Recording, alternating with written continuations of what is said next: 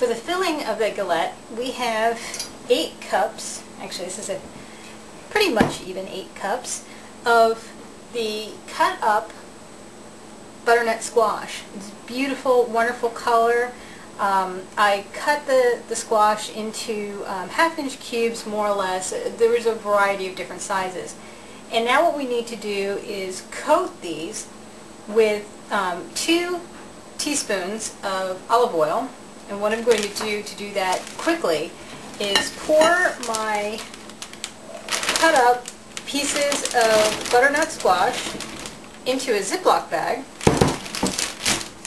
And now I'm going to pour the oil into the bag as well. And we also have some spices, well, some seasonings, salt and pepper.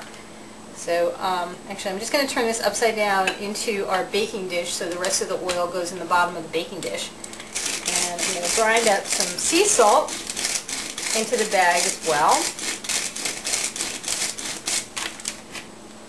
And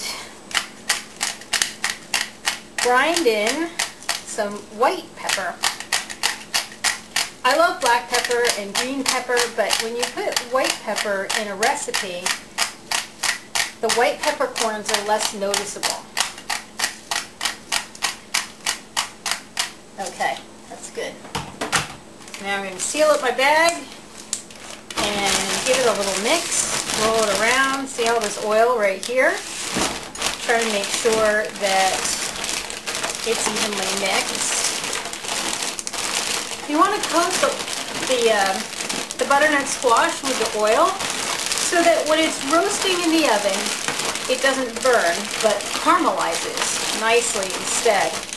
I have this great Polish pottery baking dish. Looks like most of the oil is gone. And what I'm going to do is add the butternut squash to my baking dish. The time that I was cutting up the squash was also the time I was preheating my oven to 375 degrees. I'm going to place this in the middle of the oven and set my timer for 30 minutes. Right now I am heating up a large heavy skillet, and I'm going to add 2 tablespoons of butter. Yes, that's a lot of butter, but it's going to be wonderful. And then what we're going to do is caramelize a large sometimes these things happen. We're going to caramelize a large red onion that I've chopped up into half-moon pieces. I'm just going to melt this butter a little bit, get it all nice and golden in the pan. Just a cooking tip, don't use your nice fancy knives to do this.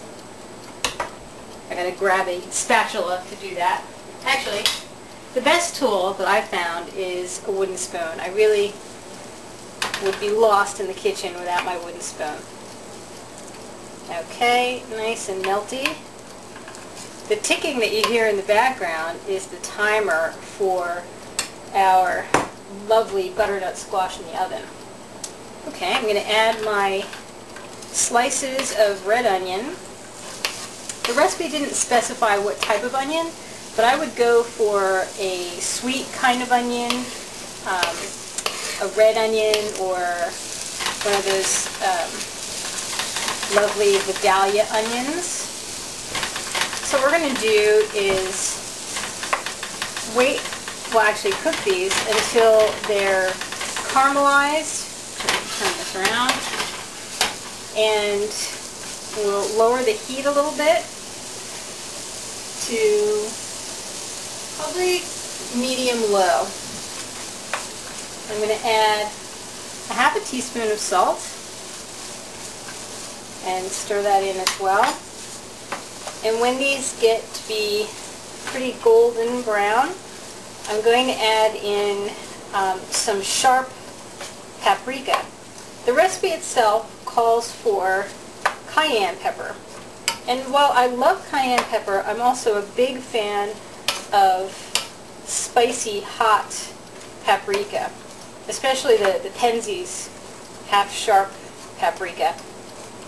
Their sweet is very good too, but the sharp paprika has a really nice mellow bite to it, a little bit different than cayenne. So we'll let this cook for a little bit now. We passed the 30-minute mark with our lovely butternut squash. Actually, I'll just take the wooden spoon from the onions for a second and give it a little stir. And the squash had not been tender enough, so I put it back in the oven for 10 more minutes, and now we have pretty tender squash. And when the squash is in the galette, it's going to cook for 30 to 40 minutes, so it's going to cook even more. But the onions are well on their way. You know, they're browning, and what I'm going to do now is add a 1/4 teaspoon of our spicy paprika to the mixture.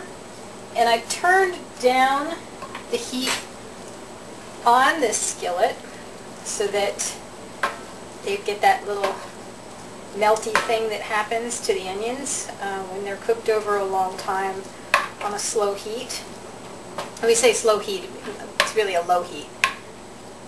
So I'm going to mix that in, and then we turned up the oven to 400 degrees as directed by the recipe. When I'm done stirring this up, we're going to put it all together in a bowl with the cheese and the rest of the sage. Mix it together really well, and then put that aside and roll out our galette dough. Okay, I think this is ready to rock and roll, so I'm going to turn the heat off, and we'll move the camera back around to the other side of the counter so we can get the rest of this. So I've moved our onions into a very large bowl, so I have enough room to really mix things around. And don't they look gorgeous? They smell fantastic. And I've moved the squash back into that large, remember it was 8 cups? Now it's down to about, I want to say 4 cups. So let's move the squash into the bowl. And I'm going to mix these together a little bit first, just to incorporate the onions in with the squash. And you can see the squash is kind of mushing down a little bit, and that's great. We want that to happen. Alright, and now we have the rest of the sage, which I've chopped up to release the leaves' wonderful essential oils. It smells really wonderful. I don't eat sage that often, but it does remind me of the fall and heartier food. Especially, I mean, I don't eat game meat, but a lot of it is served during Thanksgiving, and my mother's going to be serving a turkey, so sage is always welcome. The recipe, well actually, you know what, I'm also going to stir in 1/8 of a teaspoon of nutmeg. That is not called for in the recipe, but I think it's a great pairing for the squash. So I'm going to add that in. And even though it's a savory pie, it'll give it a nice sweet twist, especially with the sweet onions and the sweet squash. And finally, this is mozzarella cheese. The recipe calls for fontina cheese, and I have to be honest, I did not go to the store because I didn't want to deal with the crowds the day before Thanksgiving, which is today. It's Wednesday. So I said, you know what, I have shredded mozzarella cheese waiting to be used, so why don't we do that? It's also a lower cost option for those of us who are looking to save a little money here and there. We can. Alright, now this is properly mixed, and I'm going to set it aside for a little bit because we're going to need to roll out our dough.